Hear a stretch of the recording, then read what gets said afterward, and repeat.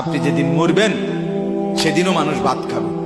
এই গ্রামবাসী ধোকা ধোকা, মহল্লাবাসী ধোকা, এগুলো সব ধোকা, সব ধোকা। বন্ধুরা ধোকা, স্ত্রী ধোকা, এগুলো সব ধোকা। সব ওই রাত্রে খানা খাবে, আপনারে দাফন করে আসে। আরো বেশি খাইব মানুষের ঘরের থেকে যাইতে আইনা ভাত খাওয়ায়। আও সারাদিন কাঁদছেন আপনি, শরীর দুর্বল হয়ে যাব খানা না খাইলে। ভাত খা, খানা বন্ধ।